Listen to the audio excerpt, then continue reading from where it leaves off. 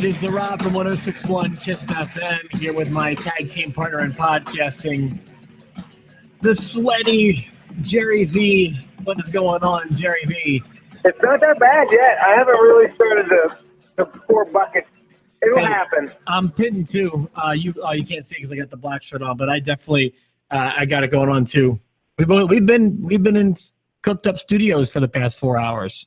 Ooh, it gets hot. I sweat all the time. I mean, you can't blame it on anything other than just genetics. I'm like a Yeti. Yeah, I remember when we worked together, you used to make a whole lot of sweat. I'm bad, but not nearly Valeri bad. It is bad, and I used to be heavier. Can you imagine how much? I was like a nuclear reactor, how much I used to sweat. Jerry, you're saying, can I imagine? Yes, I was there for it. I can imagine vividly. For the people out there, though, just take his word for it. One of these days after I'm done running or at the gym or whatever, I'll take my clothes off. And you won't see me naked, but I'll show you a video of me dropping it to the floor. It's like FUD. My clothes weigh like 1,000 pounds, and it looks like a pile of horse vomit. Very good. Okay, so I know that we usually we save SmackDown for Thursday, but we both watched the show last night. In fact, you watched both SmackDowns over the past 24 hours. So we decided, you know what, why don't we go ahead, and people want to watch it on Thursday, go ahead, but we'll do it live today while it's fresh on the brain. So what do you think? You like them both? I feel like SmackDown's doing really well. They've got a nice little thing going. Yeah, I agree with that.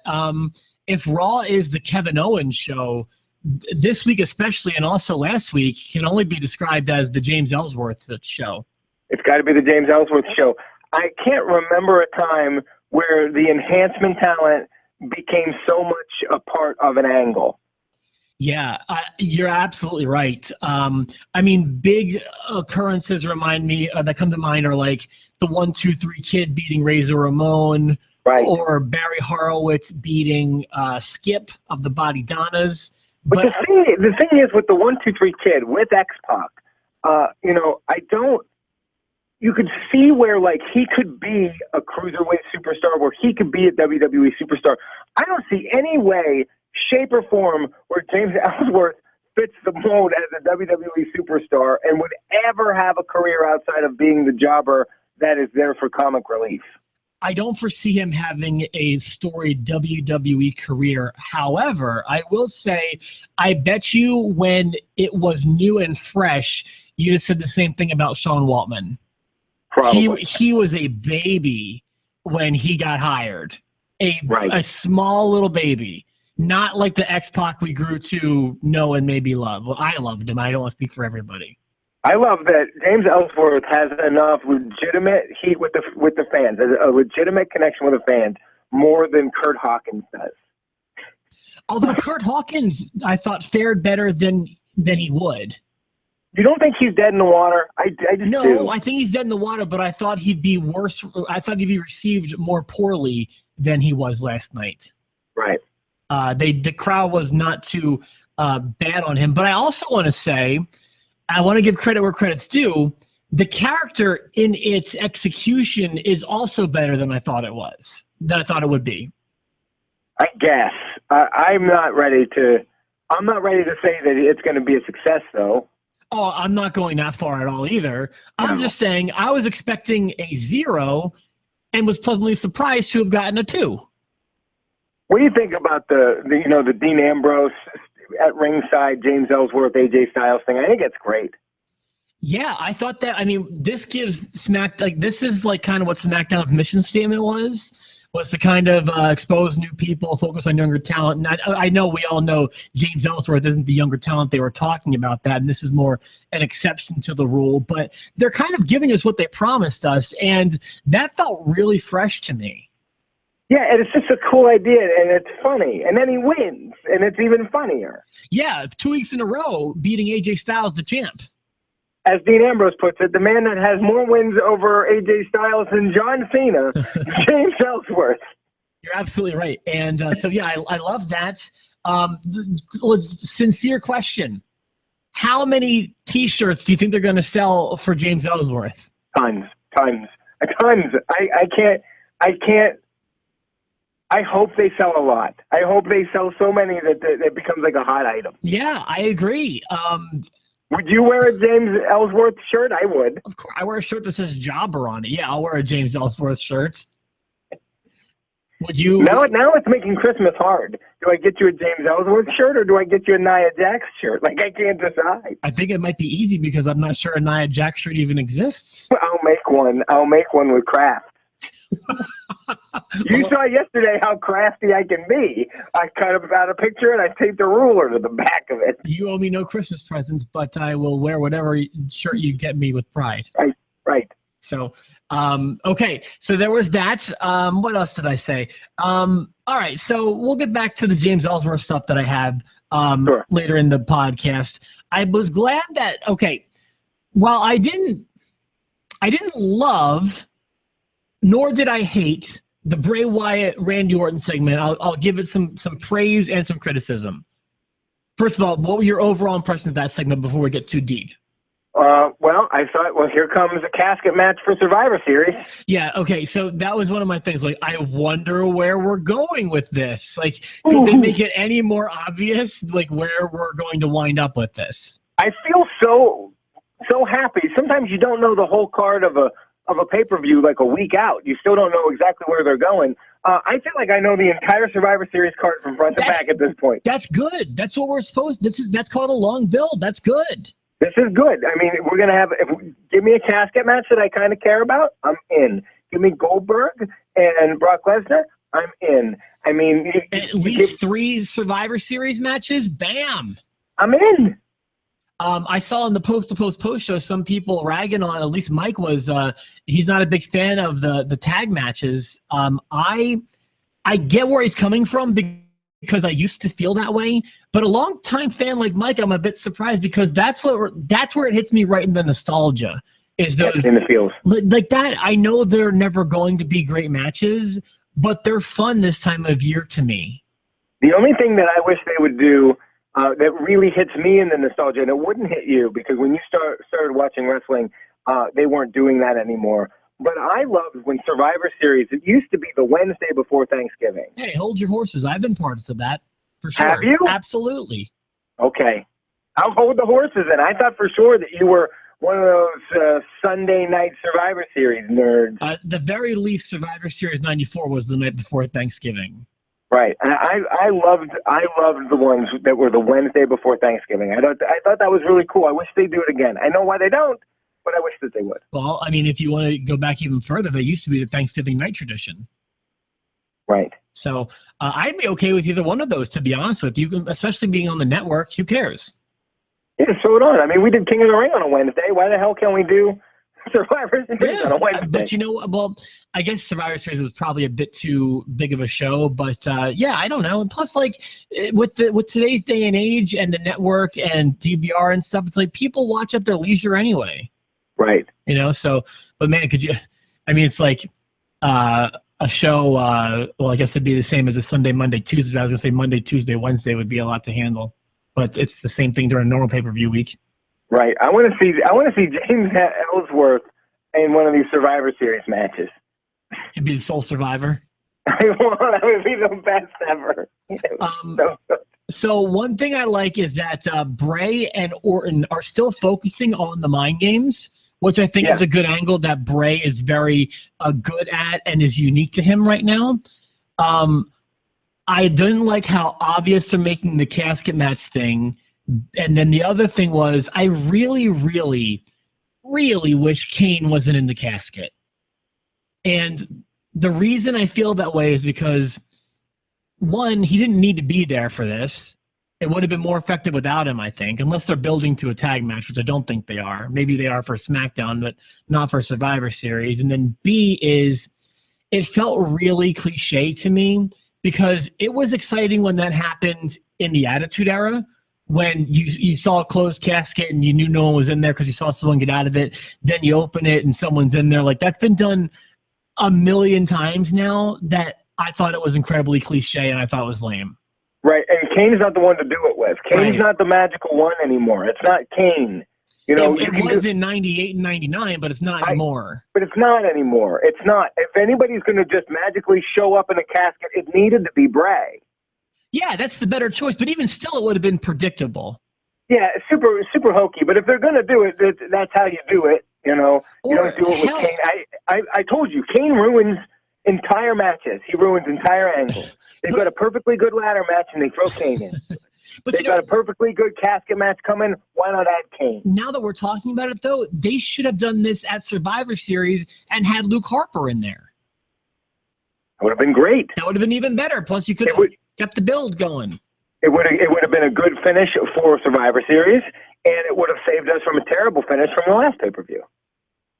Yeah, yeah, exactly. So I think that would have been the way to do it. I didn't even have that note down, but now we're talking about it, like that would have been the way to have actually done that if you want to pull that stunt.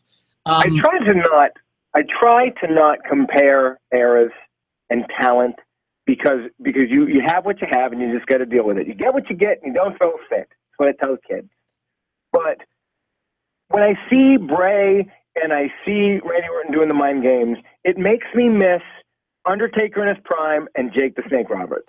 Like, those guys played mind games. I think you shouldn't feel bad about it because we're doing a show for hardcore wrestling fans who understand what they're watching for the most part. Sometimes I see some people on the post show.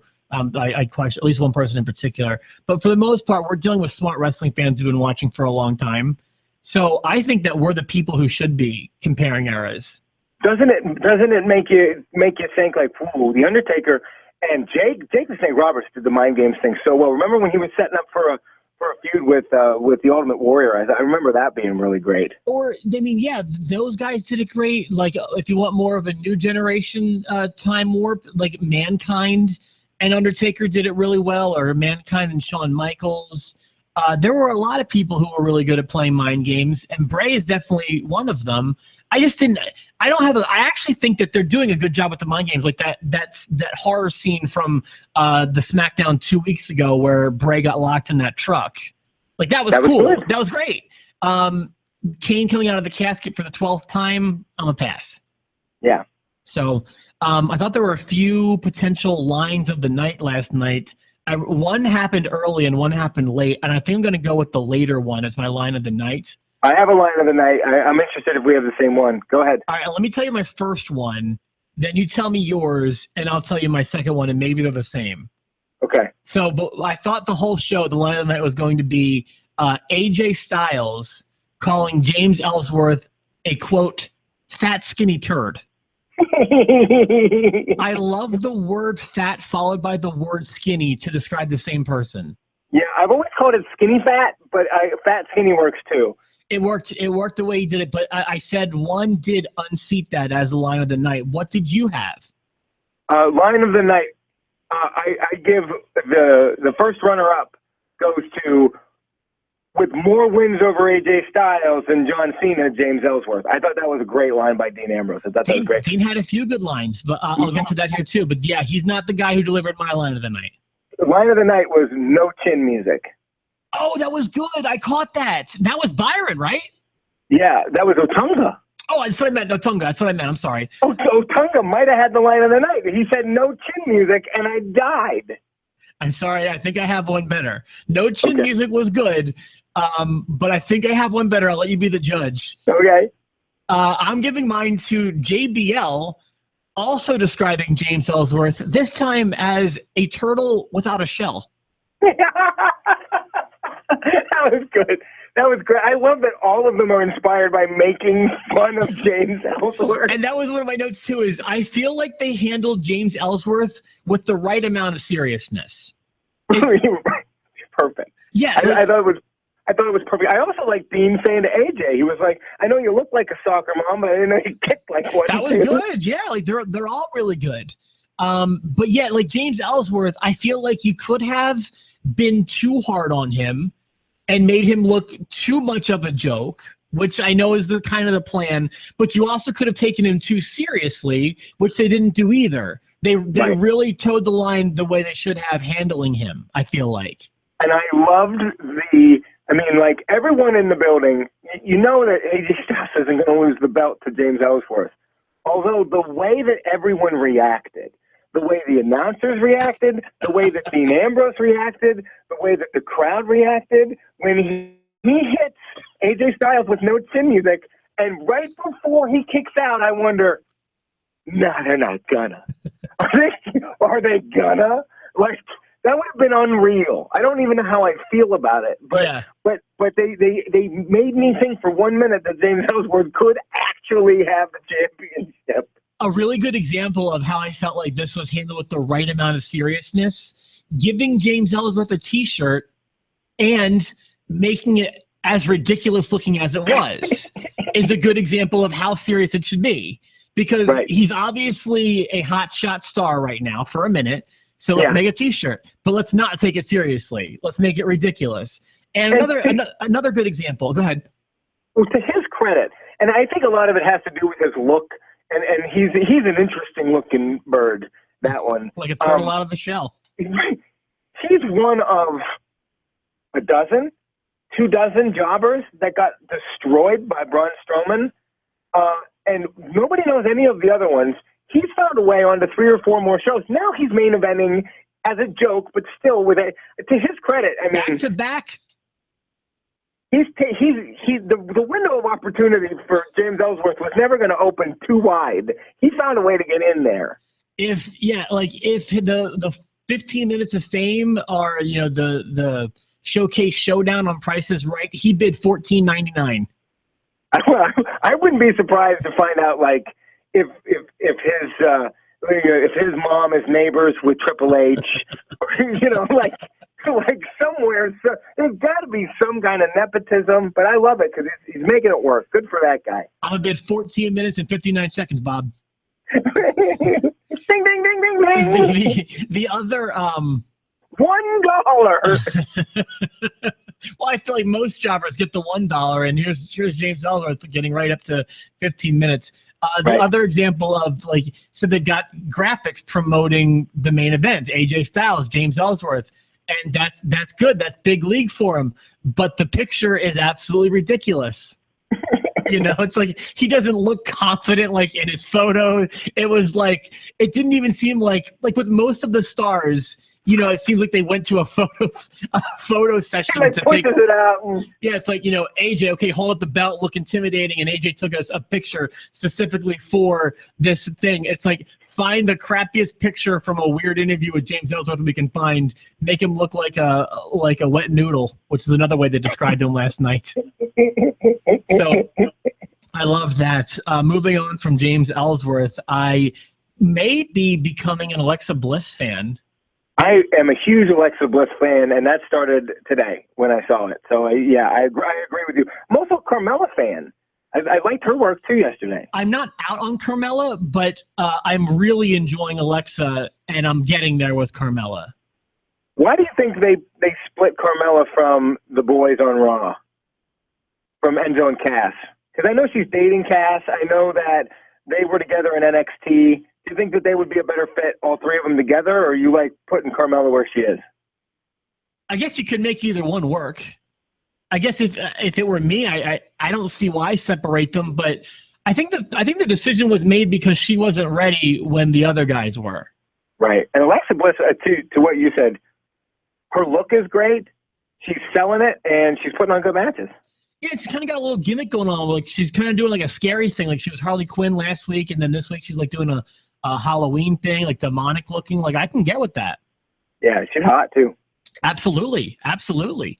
And then what else did I want to mention? Oh, and one last thing. Okay, I guess I have 2 more notes.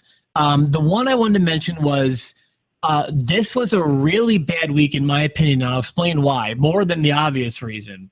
A really, really big step back for Apollo Crews, and I'll tell you why.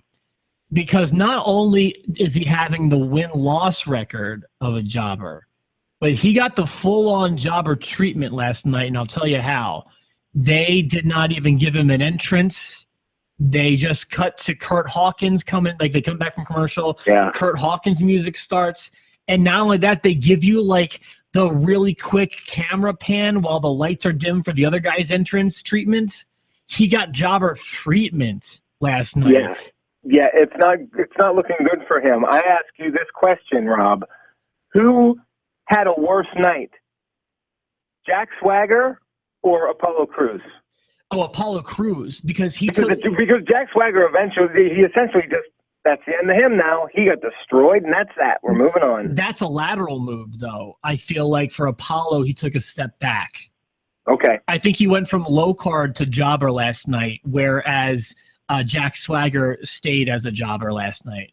Well, Jack Swagger enjoyed a nice 2-week push, and now he's gone again. Why move him over to SmackDown to job him out? I don't get it. Like, that doesn't make any sense to me. Or why put him on, like, what's he been on Raw once or twice since the draft? Like, why even put him on? I wonder if it's a live show type thing. Like, get him on SmackDown, put him on the SmackDown Live house show events, just scheduling that way. Like, maybe they just had a space. They needed him to go over to SmackDown, and they just said, we'll take him. By the way, you know who was another victim of being live last night? We were just praising her, but Alexa Bliss kind of had a little faux pas. Did you catch it in her promo after the match? I don't think I did, no. So it was a little, it's kind of deep. I'm sure she didn't even hear about it when the match was over, but there was definitely something wrong, in my opinion, with her promo afterwards. Her promo was based on fairy tales. Do you remember that? Did you catch that, or did you miss it? I did. I watched some of it. Okay, it was a short promo about how fairy tales, and she said that Cinderella's glass slipper doesn't fit, and there's no happily ever after. And she said the Wicked Witch is no more. So it's like she's going for, like, it's not a fairy tale ending, it's a sad ending. Yeah. But that last one is inconsistent. The Wicked Witch should die in the end of a fairy tale. Right. Who's rooting for the Wicked Witch? Exactly. So, but I get what she was going for, but I just thought that was a poor choice of words. Well, I've always argued that Cinderella's stupid slipper never fit in the first place, because if it fit, why the hell did it fall off on the stairs? And when everything else turned back into pumpkins and mice and horses and donkeys and all of that stuff, what happened? I can't see you anymore. It's because your feed died out on me. Can you see me? No, sometimes it goes to just the Steelers logo. What is it now? Steelers logo, so it's on me. No. But I can hear your audio is still on the show, so you're still good. It's just the camera's on me right now. All right, good. Well, it's going to have to stay on you because I don't know how to get it back. Okay, don't even worry, because we're almost done anyway. What I was going to say was her slipper never fit in the first place, because why would it fall off? And I was always annoyed by the story because everything turned back to normal. The pumpkins, the footman, everything, her dress, it all turned back except the slippers. The slippers stayed glass. Wait, you just blew my mind twice. Because I was gonna say you just blew my mind with the slipper falling off. You're right. If it fit right, why did it fall off? That's a very good point. Never thought about it. And then B is, yeah, why did everything else turn back to the rags except for the glass slipper? Exactly. That's a really good point. Never thought about that. And listen, if I really like a girl, I can recognize her with her hair down. Like, okay, like I would know Lana with her hair down. Right, I would notice. Yes. One last point. I want to continue because we were happy to rag on him when he was doing poorly. I want to praise Dean Ambrose again for doing the right thing with his case. His character is back, I feel like. He's back and better than ever. I thought he was great at the end of SmackDown Live. I like that they're continuing him now a little bit more with AJ Styles. Cena's out of the picture. They had a great triple threat. Now it's back to Ambrose and AJ for a little bit longer. That's good. I hope AJ comes out on top at the end of all of it, but Dean Ambrose is doing great. He was very effective in his role as a ring announcer. Very funny. I enjoyed his role as the timekeeper. I liked when he made the announcement about the Corolla with its lights on, trying to take all the shine away from AJ. That's what he should be doing, and he should be behaving bizarrely, which he is. And I'm going to go back to what you said. I'd like to think it wasn't from the Stone Cold thing, but I can't prove that it wasn't, because that was the turning point. When Steve Austin called him out on it is seemingly when he decided to go back to being good. And it was odd that Austin did it the way he did that. And it was abrupt, and it seemed like he was offended, and he said he was offended. But you're right, it changed. Yeah. It changed. So I'm sorry we can't zoom in on you for the closing. You've actually been the king of the closings. You've been doing a great job with those. I don't know what the heck happened. What happened? You probably just lost one of us. I mean, I would assume you lost connection with the chat room, but you're still coming through the audio because you're running through the board technically and not through the Skype. Whatever. I don't know how anything works. Even though we don't use Skype, we use Google Hangouts. Which, Google Hangouts is my stuff. I've been getting so much positive feedback here. I have to host a meeting about conducting good video online stuff because of this stuff. To my peers here at work, I can't believe it. It's so simple. Awesome. Do you want me to fly into Indiana so I can be part of that meeting? I'll see if we can hold the meeting in March. Okay, let's do it. But then again, that'll be the one time I need you on the other end. Right, exactly. Well, thank you for hanging out with me today. And like I told Jerry, unless somebody major dies or some major thing happens, this will probably be our last video this week. So, and in case you're wondering, Paige getting fired by the WWE won't be considered major. Will that happen by Thursday? It could. It certainly could. All right, so I'm going to wrap things up for myself, the Rob, and my tag team partner in podcasting, who I would normally put the camera over to right now, but it's just a logo of the Steelers, and I hate the stupid Steelers. I'm so upset today. I even wore underwear with sparkles on it, so I could be all sparkle crushed. Did you really? No, but I can lie to you because you can't tell. We will see you next week at the Steelers. Here we go, Steelers. Here we go.